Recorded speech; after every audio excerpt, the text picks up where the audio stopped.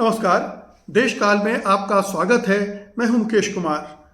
दोस्तों, सरकारें आती जाती रहती हैं, गलतियां भी करती हैं, अच्छे काम भी करती हैं। कई बार गलतियां ऐसी होती हैं जिन्हें बाद में सुधारा जा सकता है, और कई बार ऐसी चूक होती है जिसकी भरपाई या तो हो नहीं सकती है या बहुत लंबा वक्त लगता है उसकी क्षतिपूर्ति करने में। जो मौजूदा सरकार है वो बहुत सारी गलतियां कर रही है, और उनसे हम लोग वाकिफ़ भी हैं, उनकी चर्चा भी करते रहते हैं कि किस तरह से समाज में वैमनस्य पैदा किया जा रहा है, विभाजन पैदा किया जा रहा है, दलितों, आदिवासियों, अल्पसंख्यकों, पिछड़ों को निशाना बनाया जा रहा है, एक मनुवादी समाज गढ़ा जा रहा है जिसमें अपर कास्ट का वर्चस्व हो, इस तरह से चीज़ों को ढाला जा रहा है। ये तमाम चीज़ें हो रही हैं, और इसमें यह भी हो रहा है कि कैसे कुछ उद्योगपति मित्रों को सारी चीज़ें सौंपी जा रही हैं, और उनकी वजह से देश में कितनी असमानता, कितनी आर्थिक विषमता पैदा हो रही है, बढ़ रही है। ये कुछ ऐसे प्रश्न हैं जिनका समाज या देश भविष्य में सुधार कर सकता है, बदलाव कर सकता है, चीज़ों को रिपेयर कर सकता है। हाँ, कई बार इसमें बहुत वक्त लगता है, लेकिन इससे भी ज़्यादा खतरनाक जो चीज़ है जिस पर मैं आज बात करने जा रहा हूँ वो गौर करने लायक है कि इस सरकार का पूरा रुख ज्ञान विरोधी है, और वो पूरे देश को एक ज्ञान विरोधी समाज में बदलने की कोशिश कर रही है। पूरे समाज से आधुनिक ज्ञान विज्ञान छीन रही है, उसको पुरातनवादी, पुरातनपंथी, दकियानूसी, अतीतोन्मुखी बनाने की कोशिश कर रही है। इस तरह के तर्क गढ़े जा रहे हैं, इस तरह के नरेटिव बनाए जा रहे हैं, इस तरह के प्रयास हो रहे हैं चौतरफा कि समाज जो है वो 2000, 2500, 3000 साल पहले क्या हो रहा था उसको लेकर गौरवान्वित महसूस करे, उन्हीं चीज़ों की वापसी की कोशिश करे, एक तरह का रिवाइवलिज्म हो, पुनरुत्थान हो, और उसी में भारत के विकास को वो देख रहा है।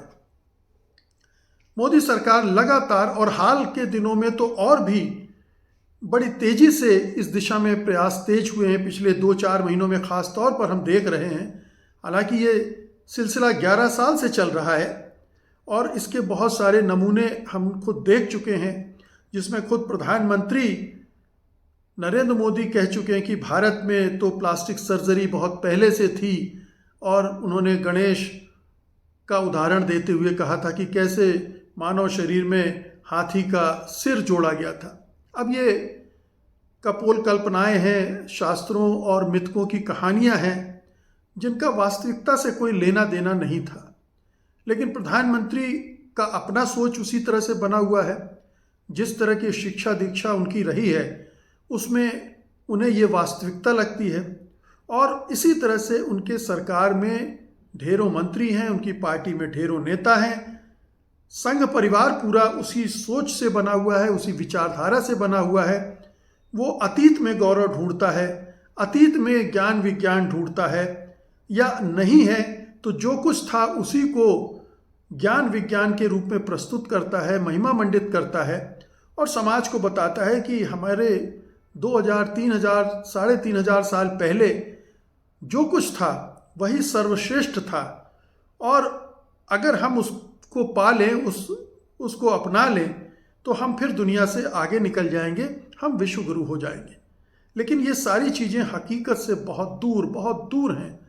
बल्कि हमें ये कहना पड़ रहा है कि अगर ये सब चीज़ें इसी तरह से चलती रहीं तो भारत एक ज्ञान विरोधी देश बन जाएगा, और वो दुनिया में सबसे पिछड़े देशों में शुमार हो जाएगा। पूरी दुनिया आर्टिफिशियल इंटेलिजेंस, क्वांटम कंप्यूटिंग और नाना प्रकार के तमाम वैज्ञानिक शोधों की तरफ बढ़ रही है। अंतरिक्ष में, पाताल में, हर क्षेत्र में तमाम तरह के शोध हो रहे हैं, और वो अपनी तमाम शक्ति और संसाधन रिसर्च में डाल रहे हैं ताकि ये जो होड़ मची हुई है पूरी दुनिया में, उसमें वो पीछे न रह जाए। चीन जितना इन्वेस्ट कर रहा है रिसर्च में, उसका 10वां हिस्सा भी भारत रिसर्च में इन्वेस्ट नहीं कर रहा है। जाहिर है कि चीन और भारत के बीच जो फासला है वो आगे चलकर और भी बढ़ता जाएगा। दुनिया के साथ हमारा जो वैज्ञानिक प्रगति के मामले में फासला है वो और बढ़ता जाएगा। आज अगर हम 20 साल, 30 साल, 40 साल पीछे हैं, तो चंद वर्षों में अगर ये सरकार बनी रही और इसी तरह से कोशिशें करती रही तो हम 50 साल 100 साल पीछे चले जाएंगे और फिर हम किसी से कोई मुकाबला नहीं कर पाएंगे। और जो तकनीकी क्रांति चारों तरफ हो रही है वो हमें अपना गुलाम बना लेगी, क्योंकि हम उनकी तकनीक पर आश्रित होंगे, उसी से टेक्नोलॉजी खरीदेंगे और अपना काम चलाएंगे, जैसे अभी तक हो भी रहा है। ये और गति पकड़ेगा। तो ये पूरा हो कैसे रहा है? सवाल उठता है कि ये जो ज्ञान विरोधी माहौल बना हुआ है ये बन कैसा रहा है? सरकार की तरफ से बनाया जा रहा है। सरकार का जो पूरा इकोसिस्टम है, या यूं कहें कि संघ परिवार का जो पूरा इकोसिस्टम है, जिसमें राष्ट्रीय स्वयंसेवक संघ है, उससे जुड़े सैकड़ों संगठन हैं, भारतीय जनता पार्टी है, सरकार है, और फिर सरकार से जुड़े थिंक टैंक, बुद्धिजीवी, तथाकथित बुद्धिजीवी, पत्रकार, मीडिया, ये सब उस इकोसिस्टम का हिस्सा हैं। और उसी परंपरा के वो वैज्ञानिक भी हैं, जो तथाकथित वैज्ञानिक जिनको कहना चाहिए, जिनका सोच आधुनिक नहीं है, वैज्ञानिक का तमगा लगाए हुए हैं, लेकिन उनकी दृष्टि वही अवैज्ञानिक है। तो ये पूरा इकोसिस्टम, कहने को तो हमारे संविधान में है कि एक साइंटिफिक टेम्परामेंट वाला समाज बनाना है, लेकिन ये पूरा इकोसिस्टम अनसाइंटिफिक टेम्परामेंट बनाने में जुटा हुआ है, ताकि लोग किसी तरह से तर्क संगत ढंग से सोचे ना, सोचने की गुंजाइश ही नहीं छोड़ी जा रही है।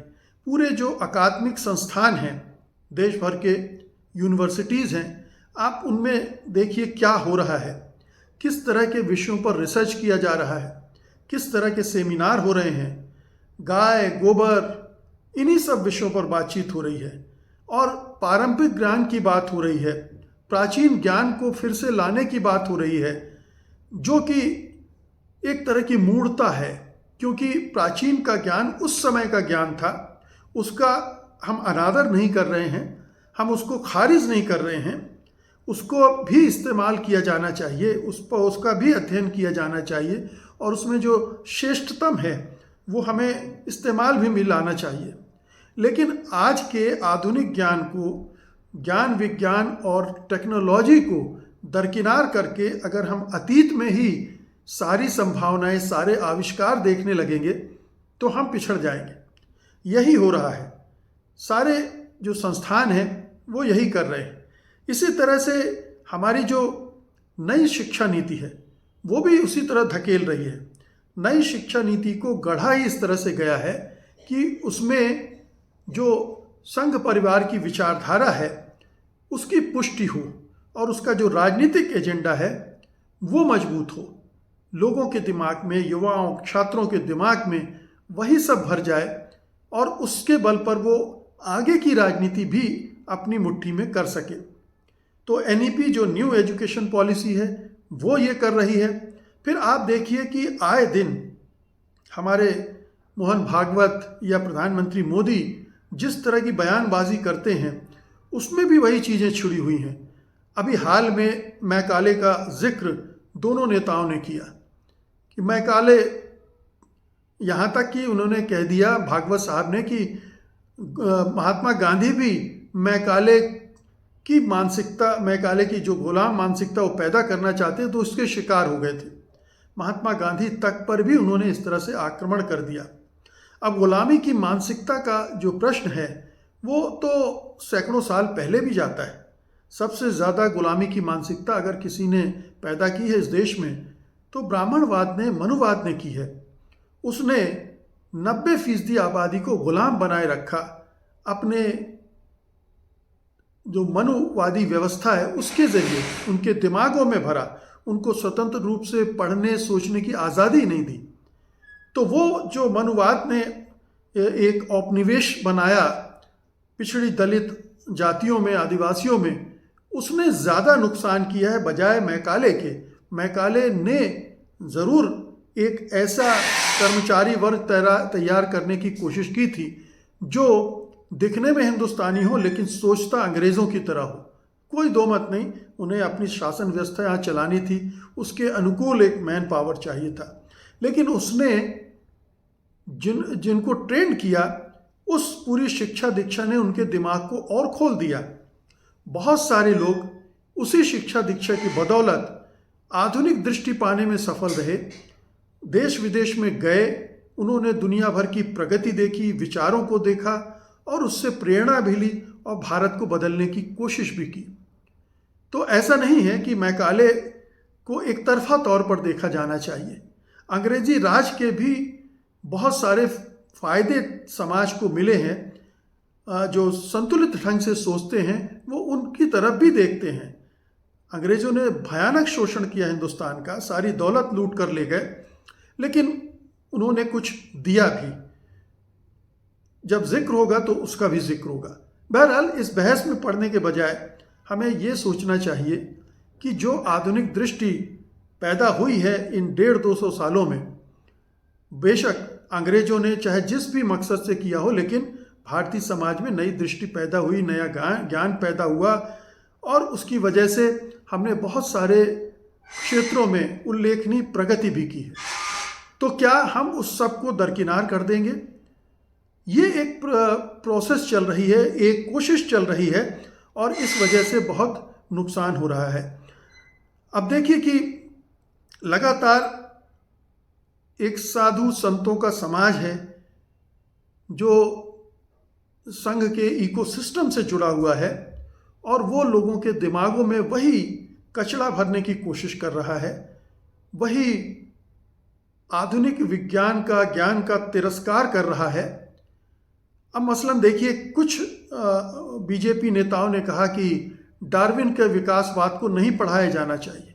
कई जगह से मेंडलीफ की जो तालिका है उसको हटा दिया गया, पढ़ाने से मना कर दिया गया।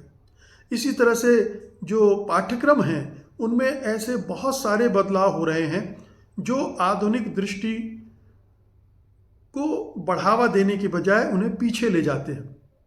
तो आज जो ये सरकार ज्ञान विरोधी समाज बना रही है, ये कई पीढ़ियों तक असर करेगी।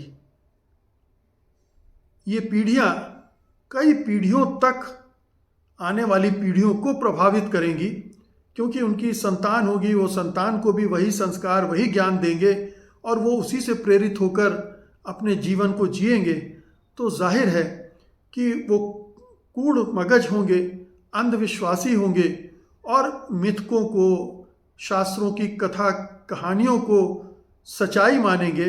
इतिहास को, जो इतिहास के पैमाने हैं उसके आधार पर नहीं परखेंगे, नहीं जानेंगे, समझेंगे।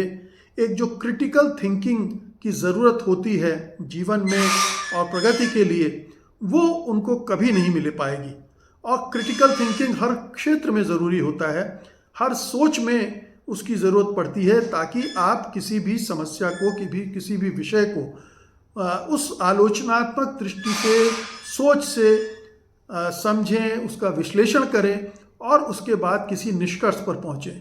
अगर क्रिटिकल थिंकिंग को मारा जा रहा है और ऐसी परिस्थितियां बनाई जा रही हैं जिसमें सवाल पूछने की समझ ही ना हो, अकल ना हो उस पूरे छात्र जगत में या जो शोधार्थी हैं उनमें, तो वो क्या शोध करेंगे और क्या नए आविष्कार करेंगे। तो एक हम बहुत ही ज्ञान विरोधी समाज में अभी प्रवेश कर रहे हैं। हम देख रहे हैं कि हमारे आसपास किस तरह का माहौल है, किस तरह के लोग सोचने लगे हैं और किस तरह से आधुनिक ज्ञान को इस्तेमाल तो कर रहे हैं। आधुनिक ज्ञान से पैदा हुई चीज़ें, एआई वगैरह का इस्तेमाल तो कर रहे हैं, लेकिन उनकी बुद्धि जो है वो पीछे की तरफ देख रही है। उसमें वो केवल यूज़र हैं, इससे आगे नहीं बढ़ पा रहे हैं।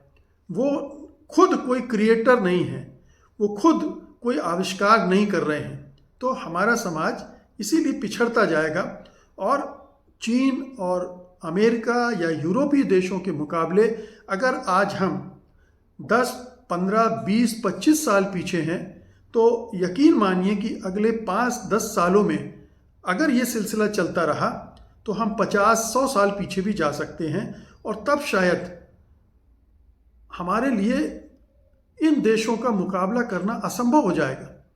हम इतने पीछे चले जाएंगे कि हम कुछ नया सोचने के लायक भी नहीं रह जाएंगे, क्योंकि टेक्नोलॉजी और विज्ञान तब कुछ और किसी और मयार पर होगा और वहाँ कुछ और नई चीज़ें वो खोज रहा होगा जो हमारे जो आने वाली पीढ़ियाँ हैं उनके समझ में ही नहीं आएगा कि ये हो क्या रहा है। तो ये बड़ा दुर्भाग्यपूर्ण है। ये एक अलार्म बेल है, खतरे की घंटी है। एक ज्ञान विरोधी समाज का बनना निश्चित रूप से ये एक अपने पैरों पे कुल्हाड़ी मारने जैसा है, आत्महत्या करने जैसा है। ये सांस्कृतिक पुनरुत्थान के नाम पर किया जा रहा है, अतीत के ज्ञान का महिमा मंडन करके किया जा रहा है और ये मोटे तौर पर ये मनुवादी दृष्टि है, ब्राह्मणवादी दृष्टि है जो पूरे समाज पर थोपी जा रही है, ये कह के कि वही असली ज्ञान था, बाकी सब बेकार है, आप उसी के पीछे पढ़ो, उसी को ग्रहण करो। और इसी में एक संस्कृत का भी मसला है जो कि अभी हाल में उठाया गया और जिस पर तमिलनाडु के मुख्यमंत्री के भाई ने उदयनिधि ने कहा भी कि संस्कृत तो अब मृत भाषा है, जो कि सच्चाई है। भाषा जीवित वो होती है जिसे आम लोग बोलते हैं और जिसमें लगातार प्रगति होती रहती है, बढ़ती रहती है, समृद्ध होती रहती है। संस्कृत 1,500-2,000 साल पहले ही ठहरी हुई है। उस समय उसे लोक भाषा नहीं बनने दिया गया, ब्राह्मण वर्ग ने अपने तक सीमित रखा और जन भाषा कभी बनी नहीं और वही उसकी मौत का कारण भी बन रही है, क्योंकि जो भाषा जनता के बीच बोली समझी और इस्तेमाल की जाती है वही जिंदा होती है, वही आगे बढ़ती है। तो संस्कृत को भले ही कितनी कोशिश कर लिया जाए, अब वो आम लोगों की भाषा तो नहीं ही बनने वाली है, न बन पाएगी। लेकिन उसका महिमा मंडन इसलिए किया जाता है कि उससे ब्राह्मणवाद महिमा मंडित होता है, उससे अतीत में जो ब्राह्मणों ने ग्रंथ वगैरह रचे हैं उनका महिमा मंडन होता है और इसी में उनकी खुशी है, इसी में उनका वर्चस्व बना रहता है। तो उनकी अपनी सियासत है, अपनी राजनीति है, लेकिन आम लोग उससे उनका नुकसान हो रहा है, उनका भला नहीं होगा। तो ये समझने की ज़रूरत है कि इस ज्ञान विरोधी समाज को जो बनाया जा रहा है उसको बनने से कैसे रोका जाए, कैसे ये समझ पैदा की जाए कि हमें आधुनिक ज्ञान विज्ञान की ज़रूरत है, हमें आधुनिक टेक्नोलॉजी की ज़रूरत है, हमें अतीत में नहीं जाना है।